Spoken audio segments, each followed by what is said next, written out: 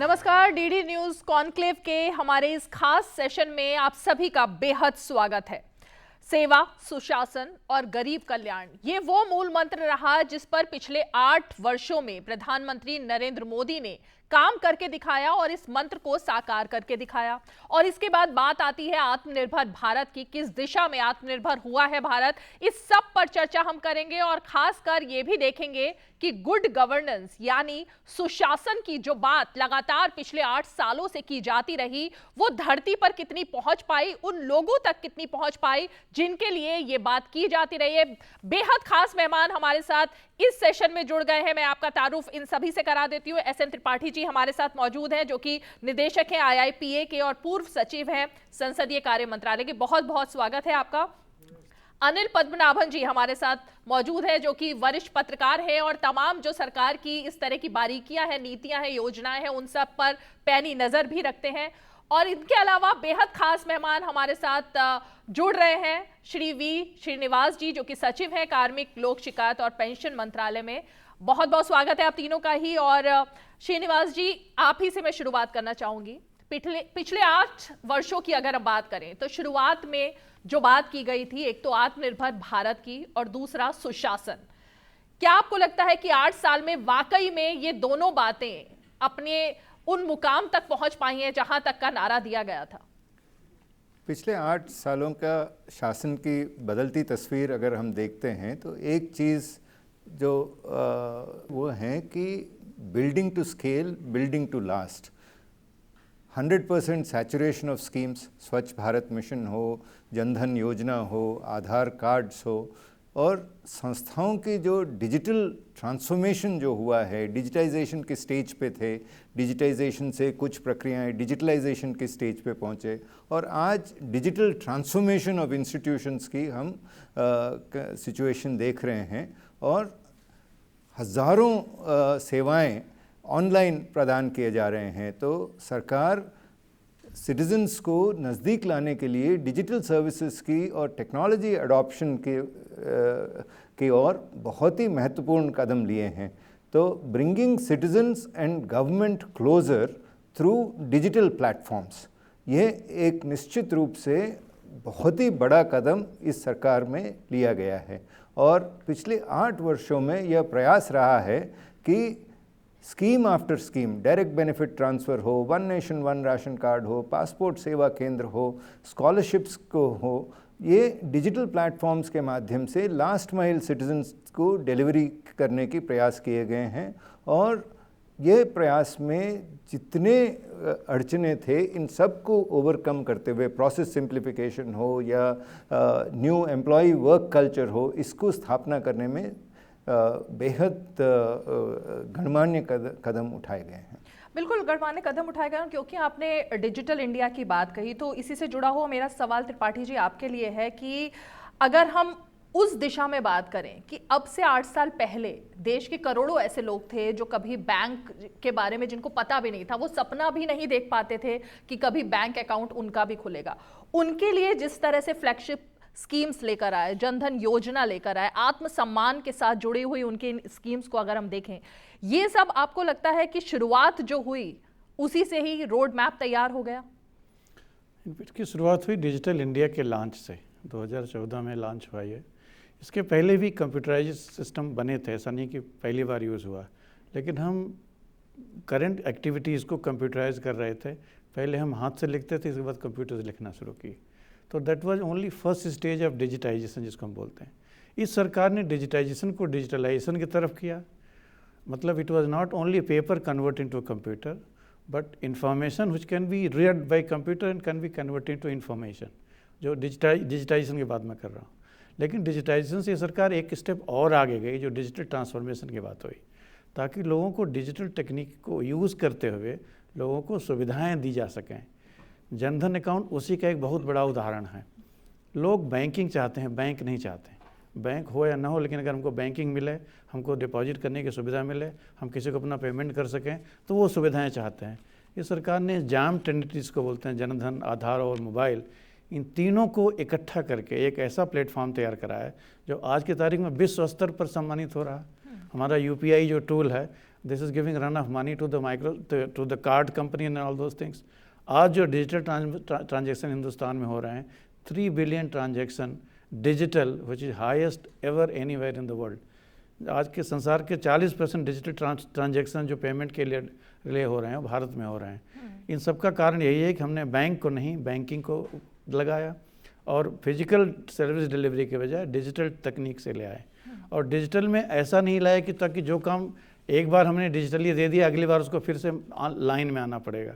हमने जिस चीज़ को ऑनलाइन किया उसको सदा के लिए ऑनलाइन किया। Now you don't need to go to a bank to open an account with a paper form. आप जाइए, आधार कार्ड का लिंक होता है, तुरंत आपका बैंक अकाउंट खुल जाता है। जो जिस एरिया का हकदार है उसके 100% कवरेज हो, उसमें करप्शन दूर हो जाता है, डिजिटली दे सकते हैं। और प्रशासन में भी एक त्वरित गति आती है कि किस तरह से हम जल्दी से जल्दी और सबको सुरखुरू से दे सकें। इसीलिए तसल्ली से तरक्की ये डिजिटली संभव है और हमने डिजिटली करके भी सरकार ने दिखाया है। अनिल जी, आपको लगता है, क्योंकि आप एक पत्रकार हैं और आप इन सब चीज़ों पर बारीकी से देखते हैं, जो सोच में बदलाव आया, जो लीडरशिप अगर ये बात करती है जन भागीदारी की और खुद जाकर प्रधानमंत्री सभी के साथ जुड़ाव महसूस करते हैं, लाभार्थियों से खुद बात करते हैं, ये देखते हैं कि स्कीम्स जो हैं वो ग्रास रूट तक पहुंची या नहीं पहुंची, इस सब सोच में बदलाव का भी सीधा असर दिखाई देता है? बिल्कुल नज़र तो आ रहा है, लेकिन अभी गति पकड़ना है। बिकॉज ये केंद्रीय सरकार के लेवल पे ज़रूर बदलाव आया है, बट अगर राज्य लेवल पे जाओगे तो बदलाव थोड़ा कम ही दिखेगा आपको, लेकिन बदलाव है। इसको अभी तेज़ ही पकड़ना है। तो और अगर मैं एक बात जोड़ूं जो श्रीनिवास जी ने और त्रिपाठी जी ने कहा, जो ये डिजिटल जो ढांचे से जो डेवलपमेंट पहुंचाया है पब्लिक के पास, इसमें एक बहुत ही महत्वपूर्ण बात है, वो है हम अंग्रेज़ी में कहते हैं डिसइंटरमीडिएशन।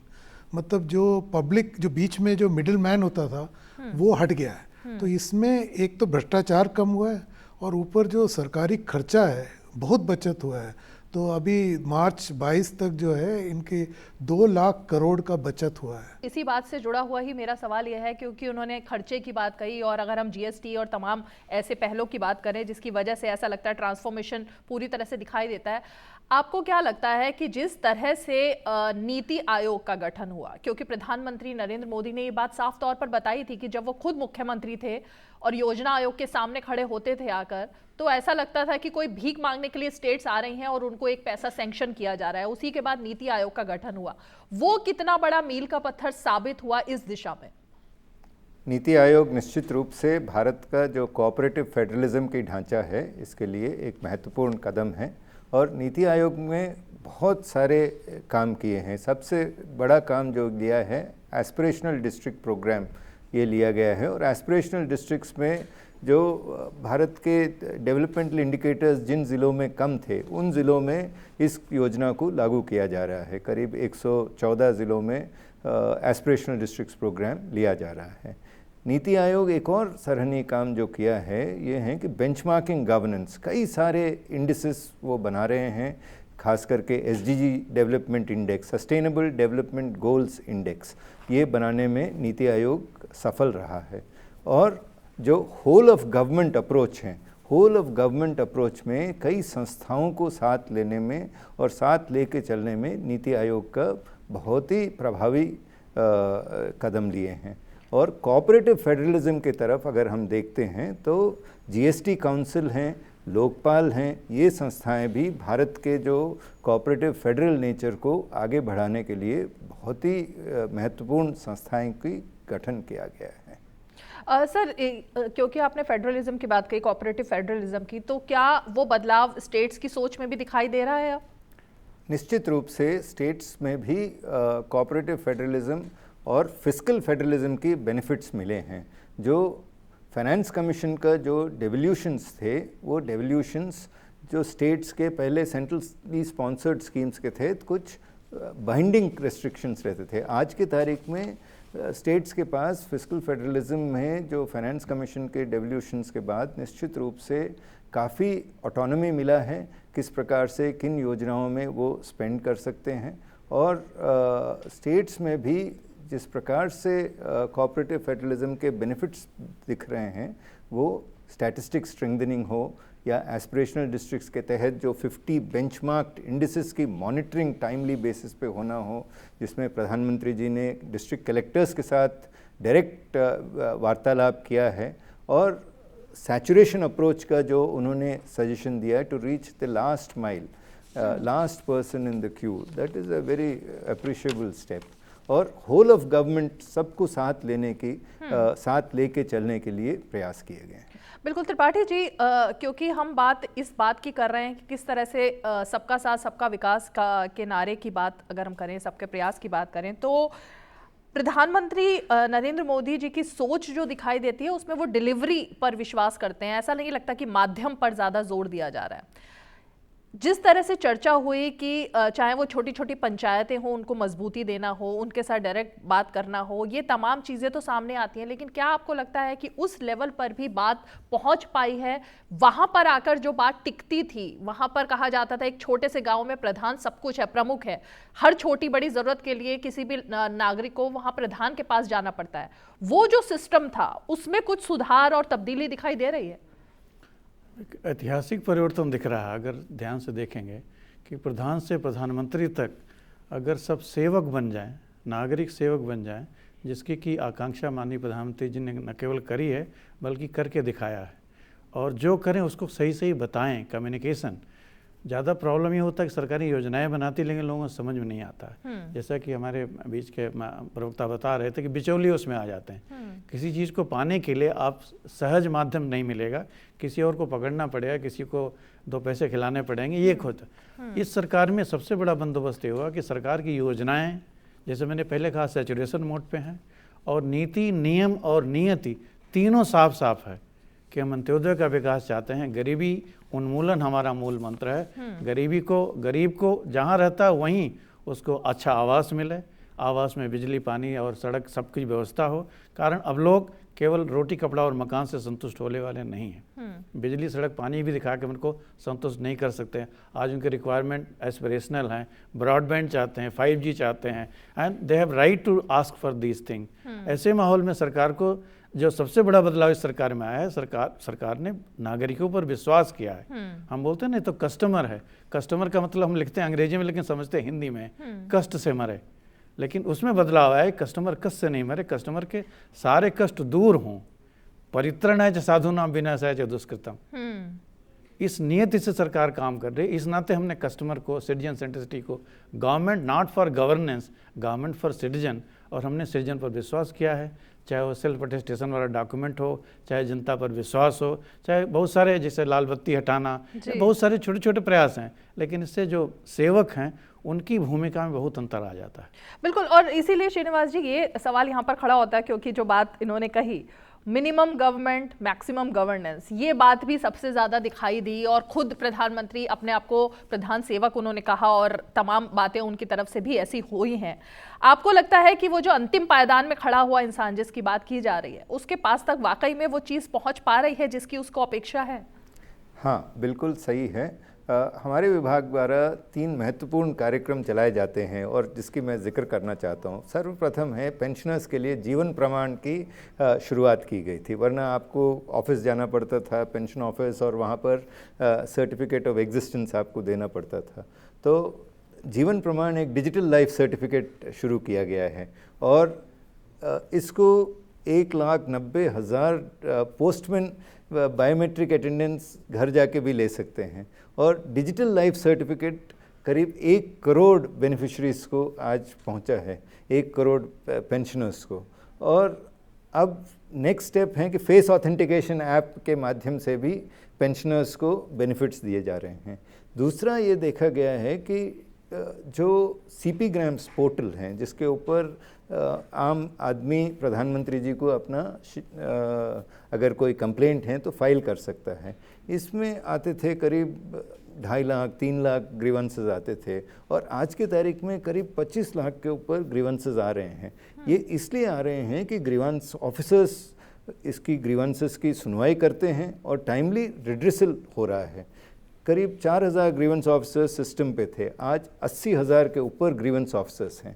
तो डिजिटल प्लेटफॉर्म्स जब एक साथ काम करते हैं, हमने ये देखा था कि सुशासन सप्ताह पिछले साल दिसंबर 20 तारीख से 26 तारीख तक मनाया गया था। उस दौरान प्रशासन गांव की ओर केंद्र सरकार के माध्यम से चलाया गया था और भारत के 36 जो ग्रीवेंस पोर्टल्स थे यूनिजन में एक साथ काम किए थे और 6 दिन में करीब 2,90,00,000 service delivery applications through digital platforms हो सके। ये इसलिए संभव था कि डिजिटाइजेशन हो पाया और लास्ट माइल डिलीवरी भी संभव था। जी अनिल जी, आपसे मैं बात करना चाहूँगी, अभी भी जब बात की जाती है अन्न योजना की, राशन देने की फ्री, तो लगता है कि 70 सालों में देश अभी भी उस दिशा में कुछ नहीं कर पाया था जो अब करना पड़ रहा है। ये एक दुर्भाग्यपूर्ण स्थिति थी और इसीलिए लोग जो हैं वो अब इस भागीदारी के साथ खुद को महसूस कर रहे हैं। बिल्कुल, मतलब ये बड़ा ही गंभीर विषय उठाया आपने कि 75 साल बाद भी अगर देश में पब्लिक को अन्न फ्री में देना पड़ रहा है तो आप सोचिए उनकी कैसी उपलब्धि है। उनके पास ना नौकरियां हैं ना जीने का सामग्री है, तो अगर उन्हें ऐसे फ्री में देना पड़े तो मान लिया इस समय संकट है जो अभी कोविड के बाद आया कि तो 2 साल लॉकडाउन, 1 साल लॉकडाउन रहा, तो उसके बाद एक झटका पड़ा आर्थिक, उसमें मान लिया। लेकिन अगर आप पीछे जाएं तो ये जो कल्चर है ये बहुत टाइम से चल रहा है। तो इसका जवाब देने के लिए डेवलपमेंट चाहिए, तो डेवलपमेंट का कोई ऑल्टरनेटिव ही नहीं है। मतलब ये उसका पूरा उदाहरण है कि कितना डेवलपमेंट इस देश ने मिस किया अभी तक। त्रिपाठी जी, क्योंकि बात यहाँ पर स्कीम्स की तो कर ही रहे हैं, योजनाओं की तो हम कर ही रहे हैं, लेकिन मैंने जो सवाल अनिल जी से आपसे कुछ देर पहले पूछा था, आप उस सिस्टम का हिस्सा रहे अब तक और अभी भी हैं, तो मैं आपसे ये जरूर जानना चाहूंगी कि इन सब योजनाओं को लागू करने में और खासकर जन जन तक पहुंचाने में सोच में जो बदलाव होता है उसका, या लीडरशिप की जो बात होती है उसका कितना फर्क दिखाई देता है और जनता के अंदर इसकी कितनी पैठ दिखाई देती है? देखिए, सुशासन के लिए शासन जरूरी है और शासन के लिए संचार माध्यम जो सरकार कहना चाहती है लोग उसको सुनें और समझें और उसके हिसाब से अपने हक की अदायगी के लिए सरकार के ऊपर प्रेशर डालें या अपने डिमांड को लगाएं। जब अंत्योदय अगर फिलॉसफी हमारी है कि हर समाज का सबसे अंतिम वर्ग भूखा न सोए, इसमें तो कोई डिस्प्यूट नहीं है। हम गरीब राष्ट्र थे, हम विकास कर रहे हैं, विकासशील राष्ट्रों में भी हमारी गिनती है, तो कुछ लोग ऐसे गरीब रहेंगे जिनको अन्न की भी ज़रूरत पड़ेगी और बहुत सारे प्रकार के सब्सिडीज़ की ज़रूरत पड़ेगी। लेकिन हमें ये देखना पड़ेगा कि हमारी जो अर्थव्यवस्था की जो उन्नति है या जो जॉब क्रिएशन है, जो मैन्युफैक्चरिंग सेक्टर है या सर्विस सेक्टर है, आईटी सेक्टर है, जो आज हम वर्ल्ड की तीसरी इकॉनमी बन रहे हैं या हम $3 ट्रिलियन की इकॉनमी बनने की प्रगति पर मार्ग पर हैं, तो ये सब कहीं न कहीं तो पर कैपिटा में कहीं न कहीं दिखेगा। आपने पूछा वन राशन कार्ड, इसका एडवांटेज ये देखना चाहिए कि हमने पॉवर्टी को पोर्टेबल बना दिया। आप गांव में हैं तभी गरीब हैं और शहर में आते ही आप धनी हो जाते हैं, ये मानना ठीक नहीं है। तो अगर किसी गरीब को हक मिलता है गांव में, तो अगर वो अपने हक राशन कार्ड लेके शहर में भी आता है तो उसका वो हक शहर में भी मिल सकता है। आप देखेंगे सरकार ने बोला था कि आप सब्सिडी छोड़ें गैस पर, 1 करोड़ से ज़्यादा लोगों ने, मुझे उम्मीद है कि 2 करोड़ से ज़्यादा लोगों ने सब्सिडी छोड़ी। जब हम सैचुरेशन अप्रोच की बात करते हैं तो सरकार ने सबसे बड़ा ध्यान दिया है कि इंक्लूजन एरर हो जाए, लोग जो अपात्र को मिल जाए लेकिन सुपात्र छूट न जाए। ये सरकार की मजबूरी रही कि हम जितनी स्कीमें चलाते हैं बिचौलिए ले जाते हैं और सुपात्र को, ये जो सबसे योग्यतम व्यक्ति है, उसको सुविधाएं नहीं मिल पाती हैं। सैचुरेशन मॉडल में क्या होता है, मान लीजिए 100 में से 80 लोग एलिजिबल हैं, 5 लोग इनएलिजिबल हैं, तो कम से कम पहले रास्ते में हम 100 को दे दें, अगली बार हम वेरीफाई करके 20 को काट देंगे। नहीं तो होता कि अगर हम 50 देंगे तो वो 20 तो पा ही जाएंगे, बाकी 30 लोगों को कष्ट करना पड़ेगा। बिल्कुल। तो ये जो सरकार की नीति और नियम में जो बदलाव आए हैं, जिसमें ट्रांसपेरेंसी आई है, अकाउंटेबिलिटी आई है, सैचुरेशन अप्रोच आया है, हमने टेक्नोलॉजी को भी बहुत भरपूर यूज़ किया हुआ है। और आप जानते हैं कि कम्युनिकेशन का कितना बड़ा रोल है। सरकार ने, आप माननीय प्रधानमंत्री जी खुद ही द चीफ कम्युनिकेटर, वो कितने अच्छी तरीके से लोगों को समझाते हैं, इससे लोगों को समझ में आता है। आप देखिए टॉयलेट का प्रोग्राम चला, स्वच्छ भारत का, इसमें सरकार ने ज़्यादा काम नहीं किया, जन से बहुत सारे और लोगों ने काम किया। यही जनभागीदारी ही सरकार का सबसे बड़ा आज का कारण है जो हम पॉपुलेशन स्केल पर $1 बिलियन+ स्ट्रेटजी हम आज लगा सकते हैं। अगर आज सरकार सबका साथ, सबका विकास और सबके प्रयास की बात करती है तो इसके पीछे उद्देश्य यही है कि जन भागीदारी हो, और जन भागीदारी से शासन, सुशासन और प्रशासन तीनों चैतन्य रहते हैं, और इसका सबसे बड़ा फायदा इस सरकार में देखने को मिलता है। श्रीनिवास जी, क्योंकि आप एक स्पेशल मंत्रालय से आते हैं और आपका लगातार इसमें भागीदारी जो है तमाम फ्लैगशिप योजनाएं जो सरकार की हैं उनके साथ बहुत ज़्यादा जुड़ाव रहता है। एक बात मैं बहुत पर्सनल लेवल पे आपसे जानना चाहूंगी, प्रधानमंत्री के बारे में हमेशा से ये बात सामने आती है कि वो बहुत ही तल्लीनता से सुनते हैं, पूरी रिसर्च के साथ वो स्कीम में घुस जाते हैं, या जो भी नीति बन रही है वो खुद उसमें डायरेक्ट अपना उनका भागीदारी रहती है। आपसे मैं जानना चाहूंगी कि जब प्रधानमंत्री योजनाओं पर या इस तरीके की चीज़ों पर बात करते हैं तो किस तरह का पूरा वो रहता है, उनकी सोच या उसके पीछे बदलाव वो किस तरह का चाहते हैं?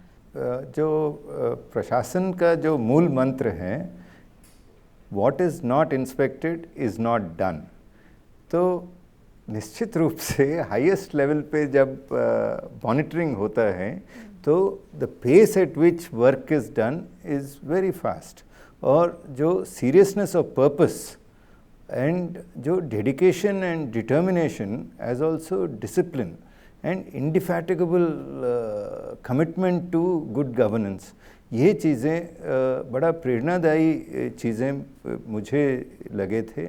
और हर बार जो सीरियसनेस ऑफ पर्पस हैं जो कार्य में, बी इट एडमिनिस्ट्रेटिव रिफॉर्म्स हो, बेंचमार्किंग गवर्नेंस हो, पब्लिक ग्रीवेंसेस हो, या पेंशनर्स वेलफेयर हो, पर्सनल एडमिनिस्ट्रेशन में मेजर रिफॉर्म्स हो, जो जो चीज़ें मैंने देखा था और अनुभव किया बहुत ही प्रेरणा स्रोत रहे हैं। और इसीलिए क्योंकि आप पेंशन की बात कर रहे हैं, अब से कुछ समय पहले तक हम ये भी देखते थे कि पेंशन के लिए बुजुर्गों को किस तरह से दर दर की ठोकर खानी पड़ती थी। उनकी पूरी जिंदगी निकल जाती थी लेकिन उनका पैसा जो है वो नहीं मिलता था, या खाते में नहीं आता था, या उसके लिए जो प्रोसेस थी वो बहुत लंबी थी। उस सब को लेकर अब लगता है कि जो सुधार होना चाहिए था वो किस लेवल तक हो चुका है? अब काफ़ी सुधार हुआ है। एक तो जो पेंशनर को ऑन रिटायरमेंट पेंशन मिलना चाहिए, सर्वप्रथम तो ये है कि 1 month after his retirement pension शुरू हो जाना चाहिए। तो ये बड़ा कड़ी निगरानी से मॉनिटर किया जाता है। तो भविष्य पोर्टल बनाया गया है, और भविष्य पोर्टल आज भारत के जो डिजिटल प्लेटफॉर्म्स हैं इनमें से उत्कृष्ट प्लेटफॉर्म्स में से माना जाता है, और तुरंत जितने भी पेंशन पेमेंट ऑर्डर्स हैं ये भविष्य पोर्टल पे मॉनिटर होते हैं। दूसरा है कि जो डिजिटल लाइफ सर्टिफिकेट, क्योंकि वो पेंशन मिलने के बाद हर साल उसको रिन्यू कराना पड़ता है कि इसको सर्टिफिकेट ऑफ एग्जिस्टेंस देना पड़ता है, तो डिजिटल लाइफ सर्टिफिकेट वो ऑनलाइन समर्पित कर सकता है गवर्नमेंट के लिए। तो ऑनलाइन जब वो देता है तो जो भागादौड़ी है, ऑफिसेस के चक्कर काटने पड़ते हैं, ये कम हुए। और फेस ऑथेंटिकेशन ऐप भी अब शुरू हुआ है जो वो डाउनलोड करके अपना बायोमेट्रिक्स के माध्यम से वो ऑथेंटिकेट करा सकता है। तो काफ़ी हद तक सिंप्लीफाई हुए हैं, और बैंक्स की मॉनिटरिंग होता है, पेंशनर्स की इंटरेक्शन के लिए पेंशनर्स एसोसिएशंस बनाए गए हैं, और पेंशन अदालत शुरू किया गया है जिसमें कई कॉम्प्लेक्स पेंशन केसेस, जिनमें जैसे कोविड में जिनकी डेथ हुई थी पेंशनर्स की, और अनमैरिड डॉटर्स हैं या उनके फर्स्ट लीनिएज के हैं डिसेंडेंट्स, उनके पेंशन केसेस हैं, या विडो पेंशन केसेस हैं, इनकी बड़ा त्वरित गति से निर्णय लिया जाते हैं, और पेंशनर वेलफेयर के तरफ बहुत काम हुआ है। जल जीवन मिशन, स्वच्छ जल की अगर हम बात करें, या फिर कई सारी स्कीम्स में ऐसा हुआ कि चेकिंग के लिए कई सारी योजनाएं बनाई गई कि वाकई में वो वहां तक पहुंच रही है स्कीम या नहीं। जैसे कि अगर जल की बात करें तो कहां तक वो पहुंच रहा है, कहां रुका हुआ है, इस सब को लेकर जो एक योजना बनी है, आपको लगता है कि जो चेकिंग सिस्टम है वो पहले इस तरह से दुरुस्त नहीं था कि अब तुरंत कोई भी मंत्री जो है वो चेक कर लेते हैं और उसके बाद उसका निदान करने के लिए चले जाते हैं, या उस योजना के तहत जो भी प्रावधान है उनको वो सॉर्ट आउट करते हैं? ये चीज भी बदलाव के तहत आई है। निश्चित रूप से बदलाव न केवल हुआ है बल्कि दिख भी रहा है। जैसे आपने हर घर जल, हर नल जल, या every house getting tap water, ये कुछ दिन पहले असंभव लगता था। असंभव इसलिए लगता था कि पहले आपको स्रोत चाहिए, स्रोत सस्टेनेबल हो, स्रोत से आपको कैरी करना है, 200, 300, 400 किलोमीटर की पाइपलाइन होती हैं। आप खाली शहर में पहले हम पानी ले जाने के लिए किसी नदी से पानी ले जाएंगे शहर में, और बीच के गाँव में हम पानी नहीं देंगे, तो लोग क्या करते थे, पाइप को तोड़ देते थे या सहयोग नहीं करते थे। आज है कि आप from A to Z, from bottom up, हर एक को अगर हर नल से जल देंगे, जैसे इलेक्ट्रिसिटी है, अगर हर घर में इलेक्ट्रिसिटी लगेगी तो चोरी कम होगी, लोग उसके लिए पैसे खर्च नहीं करेंगे, हर एक को मिलने ही वाला है। टैप वाटर भी उसी तरह की एक व्यवस्था आने वाली है। इसका जो सैचुरेशन अप्रोच का सबसे बड़ा फ़ायदा ये होता है, गरीबों को मिलता है। धनी लोग इन किन प्रकार अपनी सुविधाएं ले ही लेते हैं, लेकिन गरीबों को लाइन में लगना पड़ता है, उनको पैरोकार चाहिए, उनको कहीं इधर उधर खर्च भी करने पड़ते हैं, उनको सुविधाओं के लिए बहुत सारे legal and illegal means adopt करने पड़ते हैं। इस सरकार का जो सबसे बड़ा फ़ायदा ये रहा है कि कम्युनिकेशन एंड कम्युनिकेशन, कारण अगर सच्चाई सही बताई जाए तो लोगों को देर से मिले तो भी लोग असंतुष्ट नहीं होते हैं।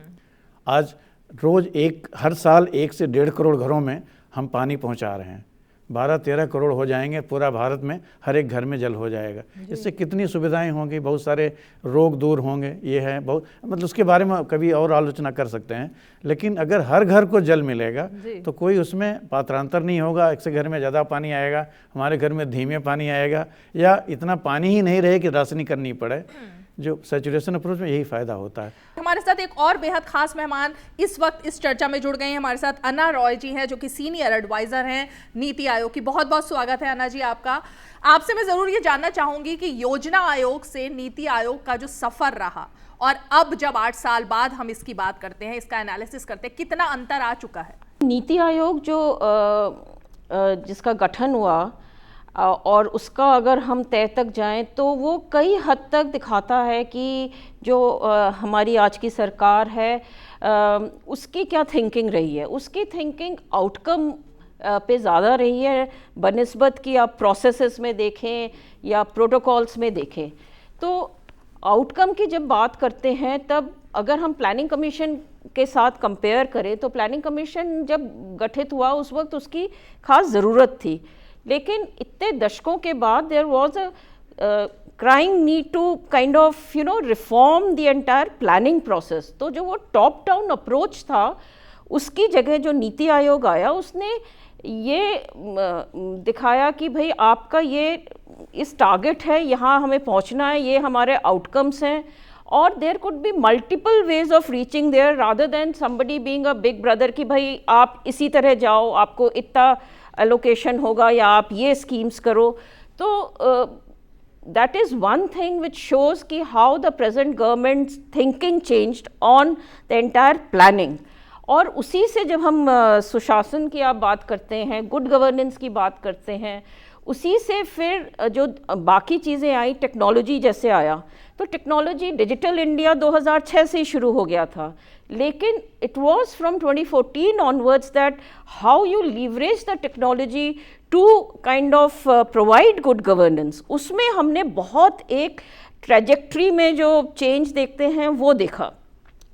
तो नीति आयोग का इसमें ये रोल रहा है, और नीति आयोग बहुत सारी चीज़ें करता है, मैं सारी चीज़ें नहीं बोल पाऊंगी, लेकिन जो वर्टिकल मैं हेड करती हूँ which is emerging technology.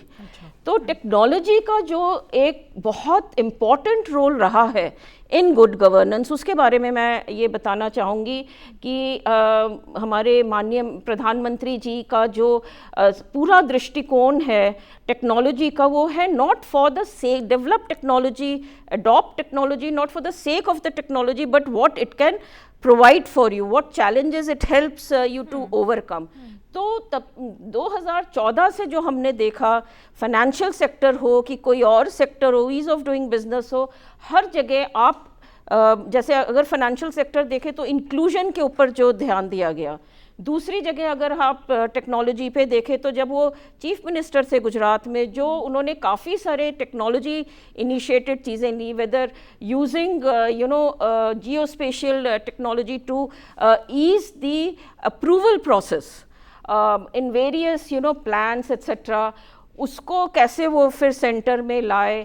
Climate change की इश्यूज़ है, बाकी जो टेक्नोलॉजी है वो सारा है। और आज इंडिया उस जगह, उस मुहिम पे खड़ा है जहाँ पे कि हम एक नया गवर्नेंस का मॉडल दूसरे देशों में प्रेजेंट कर सकते हैं, which is the public digital platform, जो कि इस सरकार के अंडर पिछले 8 सालों में हमने देखा। Leveraging technology through public digital platforms for better governance. अना जी, जो आप ये बात बता रही हैं, इसी के साथ ही क्योंकि प्रधानमंत्री के विजन की आप बात कर रही हैं, जब वो चीफ मिनिस्टर थे तब से लेकर अब तक, ease of living, ease of doing, और खासकर कोविड के समय में जो टेक्नोलॉजी का इस्तेमाल किया गया और उसमें विश्व गुरु बनने तक जो भारत की जो सोच रही, आत्मनिर्भरता की तरफ रही, उसमें कितना बड़ा योगदान दिखाई देता है? मैं 2 चीज़ें बताना चाहूँगी। कुछ चीज़ें तो पब्लिक नॉलेज में हैं, कुछ नहीं है, मैं उसके ऊपर भी रोशनी डालना चाहूँगी। एक तो कोविड में आप कोविन देखते हैं आजकल, मेरे हिसाब से I may not be correct, but CoWIN जिस तरह से आपको एक सहूलियत देता है और जिस तरह से इतने बड़े देश में with so much of diversity and problems एक ऐसा प्लेटफॉर्म है, the ease of getting the vaccine and the ease of sharing the information. चाहे आप बाहर ट्रैवल करें, आपको किसी चीज़ के लिए भी, मतलब मैंने तो कोविड के बाद बाहर ट्रैवल किया है, आपको हर जगह जगह दिखाना पड़ता है। तो हेयर इज़ दिस ऐप, आप अपने फ़ोन के ऊपर आप किसी को भी डाउनलोड करके दिखा सकते हैं, और बहुत ट्रांसपेरेंसी लाई गई है ताकि कोई गलत किस्म से वो ना किया जा सके। तो टेक्नोलॉजी के बिना तो वो संभव ही नहीं था। और हमारे यहाँ पे जो डिजिटल लिटरेसी की भी बात करते हैं, जो डिजिटल डिवाइड है, लिटरेसी की इश्यूज़ है, डिस्पाइट ऑल दैट टेक्नोलॉजी को लीवरेज करके एक इतना बड़ा मुहिम सक्सेसफुली वो किया गया। तो एक तो वही मैं बताऊंगी। उसके बाद जब ये सारा पेंडेमिक चल रहा था, NITI Aayog continuously on policy के ऊपर काम कर रहा था, चाहे वो कोई एड्स आ रहे हैं, कुछ आ रहे हैं, बहुत हर चीज़ में हमने प्लेटफॉर्म्स भी बनाए to kind of track and trace कि कहाँ से क्या आ रहा है, कहाँ पे वो जाएगा, जो सामान आ रहा है। तो उस वक्त प्रधानमंत्री जी ने ये कहा कि भाई हमें अभी पोस्ट पेंडेमिक के लिए अभी से तैयारी करनी है, और 7 ऐसे सेक्टर्स चूज़ किए गए जिसको कि हमने टेक्नोलॉजी कॉमन्स कहा, जिसमें कि ये कहा गया कि how can we address the issues with technology first. तो उनमें से एक सेक्टर था लॉजिस्टिक्स, और उस लॉजिस्टिक्स का जो सेक्टर में हमने एक प्लेटफॉर्म लॉन्च किया, जो कि इस साल बजट में हमारी माननीय वित्त मंत्री ने उसके बारे में यूलिप करके है वो प्रेजेंट भी किया, और कहा कि सिमिलर चीज़ हम पैसेंजर में करेंगे। तो एक तो कोविड रिलेटेड और एक पोस्ट कोविड की लिए टेक्नोलॉजी से हम कैसे तैयार रहें, उसके लिए भी उन्होंने को प्रेरणा दी, और नीति आयोग ने उसमें काम किया। बिल्कुल, बहुत अहम आपने यहाँ बात करी। श्रीनिवास जी, इससे पहले कि मैं ऑडियंस के पास जाऊँ, आपसे मैं ज़रूर जानना चाहूँगी, क्योंकि एक बात अभी अन्ना जी ने कही, ट्रांसपेरेंसी, वो आपको लगता है कि एक बड़ी बात, क्योंकि जनता तक जो सीधे बात पहुंचती है, अगर सब कुछ पूरी तरह से पारदर्शी हो, योजनाएं पारदर्शी हो, कैसे उनके पास तक पहुंच रही हैं उसमें पारदर्शिता हो, तो लोगों का कनेक्ट अपने आप जुड़ता चला जाता है और उनको लगता है वाकई में हमारे लिए कुछ हो रहा है। ये चीज़ दिखाई दे रही है? हाँ बिल्कुल, अगर आप देखेंगे तो one of the first administrative decisions जो गवर्नमेंट ने लिया था वो हैं कि अबॉलिशन ऑफ इंटरव्यूज़, और दूसरा जो निर्णय लिया था कि सेल्फ अटेस्टेशन को हम वैलिड मानते हैं। अदरवाइज़ अटेस्टेशन के लिए जगह जगह जाना पड़ता था, अफसरों के ऑफिस में जाना पड़ता था अटेस्टेशन के लिए, तो कि एप्लीकेशन फॉर्म सबमिट हो सके। और इंटरव्यू अबॉलिशन से बहुत ट्रांसपेरेंसी आया है, particularly in group C and group D interviews के लिए, जिसमें काफ़ी बायसेस रहते थे, ये एलिमिनेट हुए हैं। तो जो ट्रस्ट, जो सिटीज़न ट्रस्ट जो रिपोज करना था, इसके लिए ये दोनों डिसीशंस आज भी 8 साल बाद भी ये डिसीशंस काफ़ी महत्वपूर्ण कदम माने जाते हैं। जी, मैं चाहूँगी कि ऑडियंस से अगर कुछ सवाल हैं तो प्लीज़ पूछ सकते हैं। What do you think that growing in a digital world leading us to our doomsday in a country where with a massive population who needs employment basically? जो अभी वर्तमान में जो कदम लिए गए हैं, जो डिजिटल गवर्नेंस मॉडल हैं, ये अक्रॉस द वर्ल्ड फिनोमिना है, जिस countries across the world, be it from Estonia to Singapore या United States to Australia, every country is going digital. Digitally transformed institutions वो होते हैं जिनमें मोस्ट प्रोसेसेस आर डिजिटल, जिसमें सिटीजन्स एंड गवर्नमेंट का जो इंटरफेस है ये स्मूथ रहे। That is what has been the emphasis of government, and it will create so many more new jobs that will be created because of this technology adoption. जिस तरह सरकार अपने governance या फिर पॉलिसीज, इनिशिएटिव, लॉ को लेकर clarity रखती है और क्लैरिटी, नियति और नियत साफ हमें झलकता हुआ दिखता है, उस तरह सर क्रिप्टो करेंसी बिल पर हमें ये क्लैरिटी नहीं मिलती है, चाहे NFT पे हो चाहे मेटावर्स पे हो, ये क्लैरिटी हमें क्यों नहीं दिखती सर? देखिए, क्रिप्टो करेंसी को आपने अगर बजट में सुना होगा माननीय वित्त मंत्री के भाषण को, तो उसमें उन्होंने इसको एक्नॉलेज किया है, but not as a currency but as a asset, another class of asset which can be treated. और दूसरी बात है कि इस करेंसी कोई रेगुलेटर नहीं है, and cyber security and other related issues are there. तो सारे का बैलेंस ऑफ कन्वीनियंस जो सरकार ने देखा है कि अभी crypto currency has not come to that stage where we can recognise it as a proper currency, but yes, it has its own value. NFT is going to be fact of life. एक अंतिम सवाल, कोई एक सवाल मेरा है, क्या इस तरह की डिजिटल इंडिया के साथ डिजिटल अवेयरनेस या डिजिटल एजुकेशन पर कुछ काम किया जा रहा है ताकि महिलाएं एंटरप्रेन्योरशिप में आगे बढ़ सकें? हमने ये प्लेटफॉर्म लॉन्च किया 2018 में, विमेन एंटरप्रेन्योरशिप प्लेटफॉर्म, जिसके तहत हमारा सिर्फ एक ही ध्येय है कि सारी इंफॉर्मेशन सीमलेसली प्रोवाइड की जाए और नए टेक्नोलॉजी को लीवरेज करके प्रोवाइड की जाए। ये डेटा डंप ना हो कि आपको पता ही नहीं क्या चाहिए। तो in another 6 months a totally refurbished platform is proposed to be launched, which will use AI and ML for smart matchmaking. It will provide all kinds of information also linked with geospatial and many other information at a click of a button. तो वो हमारा एक purpose है to overcome information asymmetry. वो एक online platform है, लेकिन उसके ऑफलाइन प्रोग्राम्स भी रहेंगे जिसको कि हम इम्प्लीमेंट करेंगे थ्रू आवर ग्रासरूट पार्टनर्स। तो उसके ऊपर भी हम ये काम कर रहे हैं। श्रीनिवास जी, जब हम बात अब भारत के भविष्य की कर रहे हैं और भविष्य की दिशा में भारत कहाँ बढ़ रहा है उस पर बात कर रहे हैं, 2047 एक थीम भी दी गई है, या हम कहें कि एक तरह से उस तरफ देखा जा रहा है, योजनाओं को लेकर एक विजन तैयार किया गया है, उस दिशा में क्या तैयारी है? माननीय प्रधानमंत्री जी द्वारा लाल किले से विजन इंडिया 2047, इंडिया एट 100 कैसे होगा अपना भारत, और इसकी रूपरेखाएं ड्रॉ अप करने की मैंडेट सारे मिनिस्ट्रीज़ को दिए गए हैं। सेक्टरल ग्रुप ऑफ सेक्रेटरीज इसमें बने हैं और Indian institute of public administration हमारे सेक्टरल ग्रुप ऑफ सेक्रेटरीज का नॉलेज पार्टनर है। और जो नेक्स्ट जनरेशन एडमिनिस्ट्रेटिव रिफॉर्म्स क्या लिया जाना चाहिए to bring citizens and government closer, तो इनमें 5-6 बड़े मुद्दे हैं। भारत जो 2047 का भारत है, ये डिजिटली, टेक्नोलॉजिकली और फुल्ली एम्पावर्ड सिटीजन्स की तरफ देख रहा है, और इसमें खास करके मेजर सेक्रेटेरिएट रिफॉर्म्स, स्वच्छता campaigns, redressal of public grievances, improving service delivery, benchmarking governance, rewarding meritocracy through Prime Minister's Awards for Excellence in Public Administration, hundreds and thousands of e-governance initiatives, focus on young civil servants जो आज की तारीख में 8 साल 10 साल के जो नौकरी में हैं, जो 2047 में सीनियर पॉलिसी मेकिंग रोल्स पे काम करते रहेंगे। इन ऑफिसर्स की ग्रूमिंग कैसे किया जाए ताकि पॉलिसी फॉर्मुलेशन और विजन एनहांसमेंट की तरफ रोल कैसे रहेगा। तो ये चीज़ों के ऊपर ध्यान में रखते हुए, इंटरनेशनल एक्सपीरियंसेस, नेशनल एक्सपीरियंसेस को ध्यान में रखते हुए, a fully empowered citizen and a digitally empowered government, इसको क्रिएट करने के लिए सरकार द्वारा विजन इंडिया 2047 बनाया जा रहा है।